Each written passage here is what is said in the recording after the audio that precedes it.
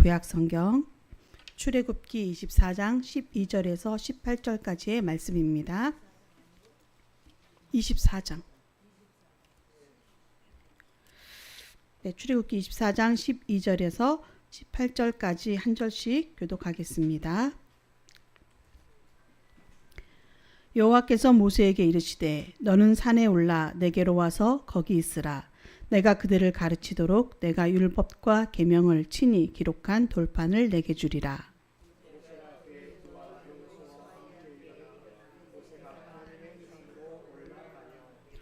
장로들에게 이르되 너희는 여기서 우리가 너희에게로 돌아오기까지 기다리라. 아론과 훌이 너희와 함께 하리니 무릇 일이 있는 자는 그들에게로 나아갈지니라 하고, 여호와의 영광이 시내산 위에 머무르고 구름이 엿새 동안 산을 가리더니 일곱째 날에 여호와께서 구름 가운데서 모세를 부르시니라.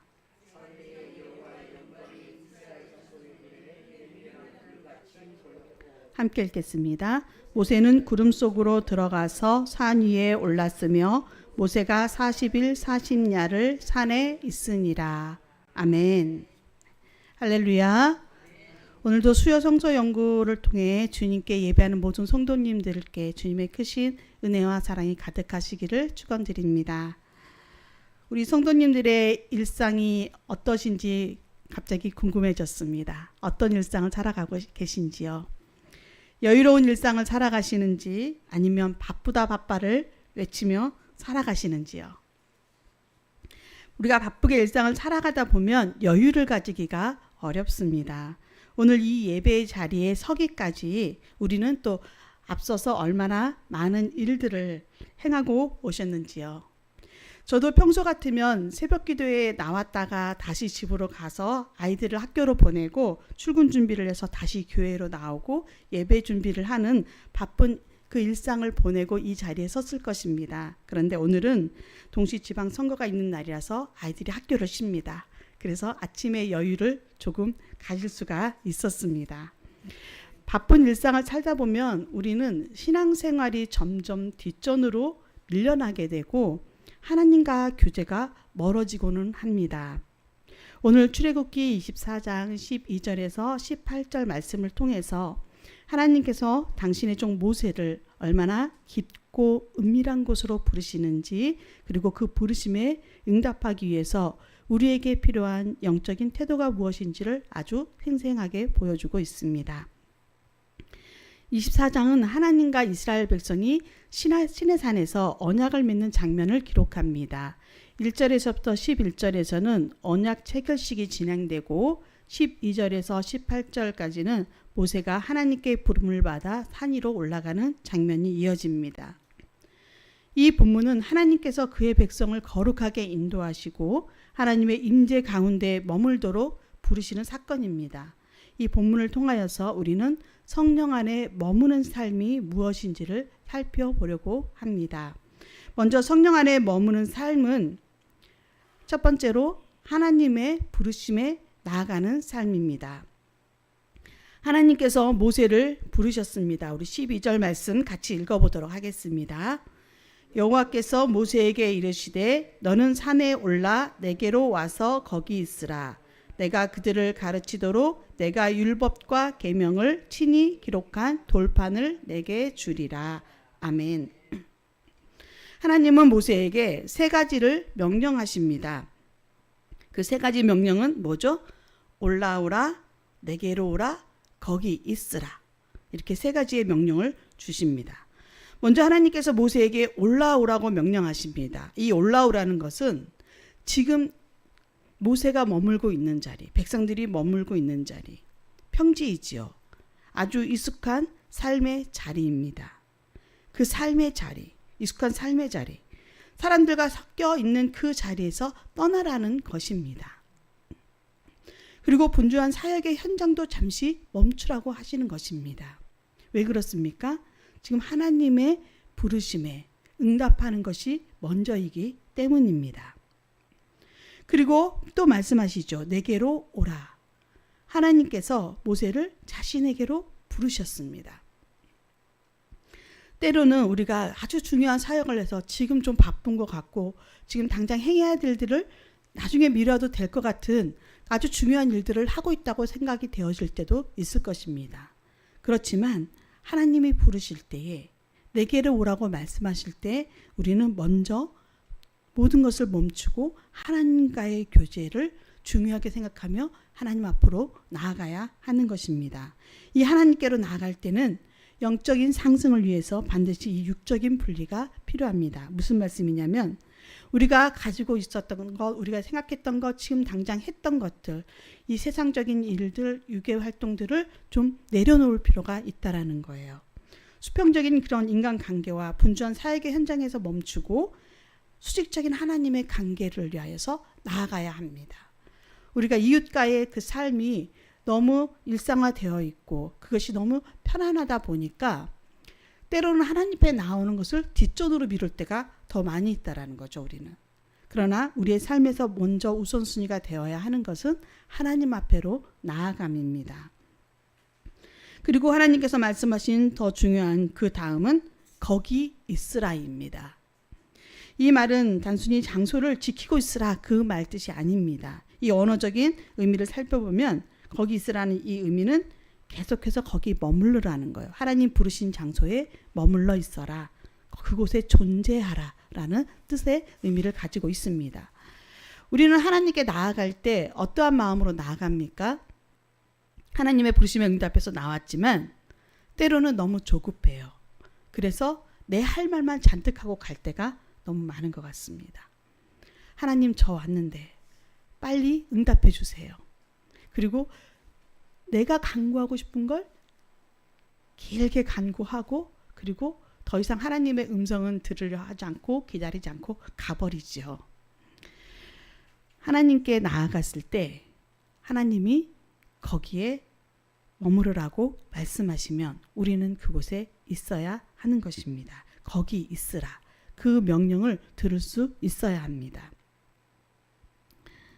내 안에 와서 이곳에서 나에게 머물러라 하는 하나님의 음성을 귀를 기울이시기를 바랍니다.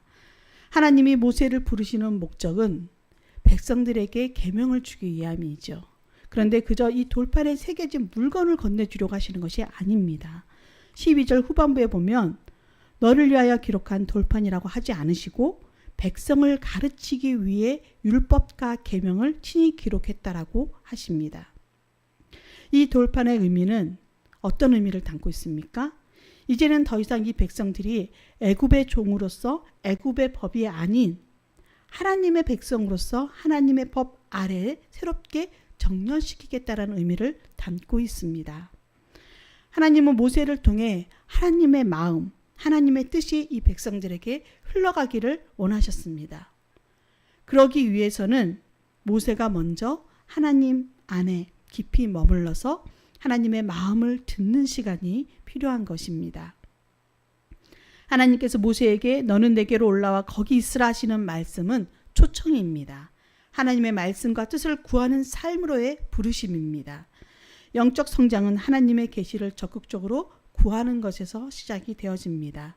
나의 생각, 나의 환경, 나의 일들, 나의 조급함을 다 내려놓고 성령이 우리 안에 임재하시기를 기다리며 하나님의 거룩한 임재 안에 잠기는 시간, 그것이 바로 거기 있으라는 명령에 순종하는 것입니다. 성령 안에 머무는 삶 두 번째는 기다림을 통한 인내와 믿음의 훈련을 하게 됩니다. 13절 14절을 같이 읽도록 하겠습니다. 모세가 그의 부하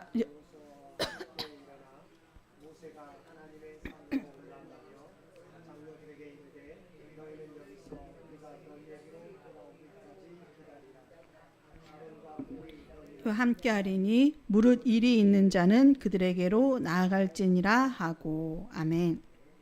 하나님은 모세를 통해 이스라엘 백성에게 기다릴 것을 먼저 명령하셨습니다.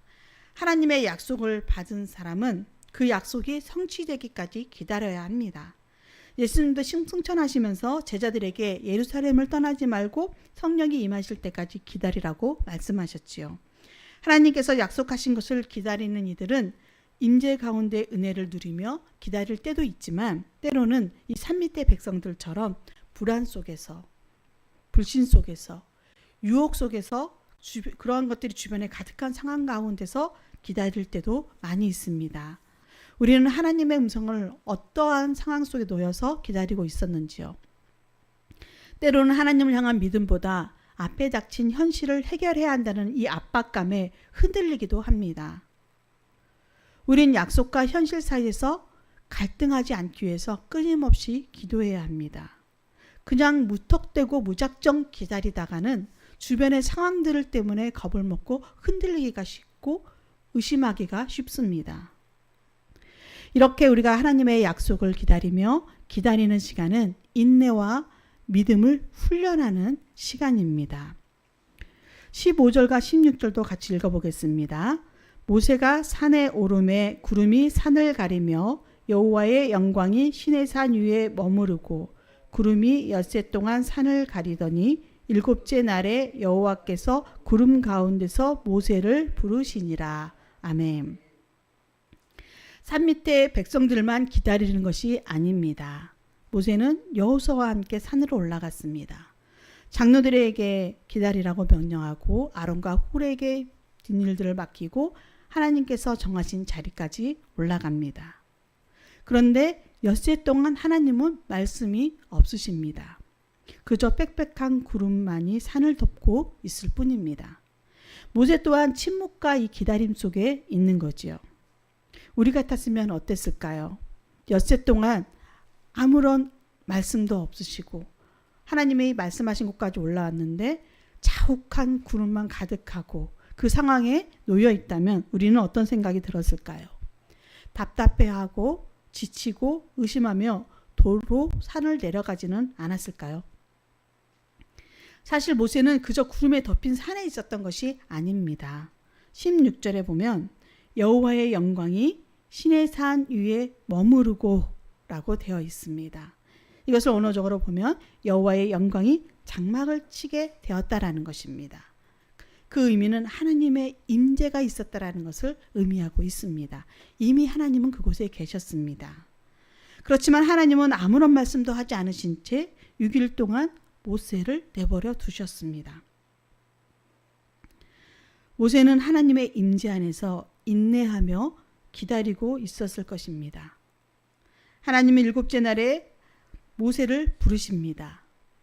우리도 성령으로 인하여서 하나님의 영광과 임재를 누릴 수 있습니다. 하나님의 영광과 임재를 경험하기까지 답답하고 지치고 의심될 때도 있지만 하나님의 약속을 믿고 기다림 후에 반드시 하나님의 약속의 성취를 통해 그 임재를 우리는 경험하게 됩니다. 성령 안에 머무는 삶 세 번째는 하나님의 임재 속에 친밀함을 경험합니다. 17절과 18절 같이 읽어보도록 하겠습니다. 산 위에 여호와의 영광이 이스라엘 자손의 눈에 맹렬한 불같이 보였고 모세는 구름 속으로 들어가서 산 위에 올랐으며 모세가 40일 40야를 산에 있으니라. 아멘. 17절을 보시기 바랍니다. 산 아래에 있는 백성들의 눈에 하나님의 영광이 어떻게 보였습니까? 산 위에 여호와의 영광이 이스라엘 자손의 눈에는 맹렬한 불같이 보였다라고 말씀하고 있습니다. 여기서 맹렬한 불이란 잡아 삼킬 것 같은 그렇게 타오르는 불입니다. 모든 것을 삼켜버릴 것 같은 무서운 불입니다. 백성들의 눈에 하나님의 임재는 두려움이었습니다. 공포였습니다. 그래서 하나님과 더 가까이 나아가기를 두려워하는 것이죠. 가까이 가면 죽을 것 같은 두려움이 백성들에게는 임하는 것입니다. 그래서 산 아래 떨며 바라보고만 있게 됩니다. 그런데 모세는 어떻습니까? 18절에 보니까 모세는 구름 속으로 들어가서 산 위에 올랐다라고 기록이 되어 있습니다. 이 말씀이 오늘 우리가 읽은 본문의 절정입니다. 세상 사람들에게 혹은 믿음이 연약한 이들에게 하나님의 거룩함은 부담스럽기도 하고 두려운 것이기도 합니다. 그러나 모세는 삼키는 불같은 구름 속을 걸어 들어갑니다. 하나님의 그 영광 속으로 걸어 들어갑니다. 이것은 하나님과의 친밀한 교제를 상징합니다. 이것이 영성이고 깊은 신앙의 단계입니다. 세상 사람들에게 혹은 믿음이 약한 자들에게 맹렬히 타는 불과 같은 이 하나님의 임재가 두렵고 그곳에 가면 죽을 것 같은 죽음의 자리 같았지만 막상 믿음을 가지고 그 안에 들어가니 그 자리는 죽음의 자리가 아니라 생명의 자리였습니다. 그 자리는 두려움의 자리가 아니라 하나님과 함께 교제하는 친밀함의 자리였습니다. 두려움을 넘어서 하나님의 임재 깊은 곳으로 나아가는 믿음의 용기가 필요합니다. 모세는 40주야를 산에 머무릅니다. 먹지도 마시지도 않았지만 하나님의 영광이 그를 먹이셨고 입히셨습니다. 이 40이라는 숫자는 성경에서 준비와 연단의 기간들을 의미합니다. 노아의 홍수 40일, 광야 생활 40년, 엘리야의 40일, 예수님의 40일 금식. 하나님은 이 기간 동안에 모세를 훈련시키시죠. 그리고 하나님의 사람으로 모세를 더욱 빚어가십니다. 신약의 관점에서 이 시내산의 구름은 성령의 임재를 예표합니다. 오순절 성령 강림 때에도 하늘의 소리가 들리고 불의 혀 같은 모습으로 성령의 임재가 나타났습니다. 모세가 구름 속으로 들어간 것처럼 성도들은 이 성령 안으로 들어가는 삶을 살아야 합니다. 하나님의 부르심에 응답하며 그곳에 머무는 삶을 우리는 사모해야 합니다. 그럴 때 우리 안에 성령 충만함이 그러한 은혜가 있는 줄로 믿습니다. 오늘 말씀을 정리하면 성령 안에 머무는 삶은 첫 번째로 하나님이 자기 백성을 임재 가운데로 부르심입니다. 두 번째는 주님 앞에 기다림을 통해 인내와 믿음의 훈련이 이루어집니다. 세 번째로는 두려움을 넘어 하나님의 임재 앞에 나아갈 때 하나님과 친밀함을 누립니다. 오늘 우리의 말씀을 기억하면서 우리에게 주시는 하나님의 말씀을 기억하면서 언제나 성령 안에 머무는 삶, 하나님의 임재 앞으로 나아가는 삶을 사모하고 기꺼이 믿음의 용기를 내어 나아가시는 저와 우리 성도님들 되시기를 주님의 이름으로 축원드립니다. 기도하겠습니다. 사랑의 하나님 감사합니다. 오늘도 주님의 귀한 말씀을 듣게 하시고 그 말씀 속에 담겨진 주님의 마음을 알게 하시니 감사드립니다. 주님께서는 언제나 우리를 하나님의 뜻을 구별하고 또 주님의 말씀을 듣기 위한 자리로 초청하십니다. 하나님, 저희가 주님께서 저희를 부르실 때에 응답하며 기꺼이 기쁨으로 나아가는 성도들이 되게 하여 주시옵소서. 때로 주님 앞에 나아가는 자리는 인내와 믿음이 필요한 자리입니다.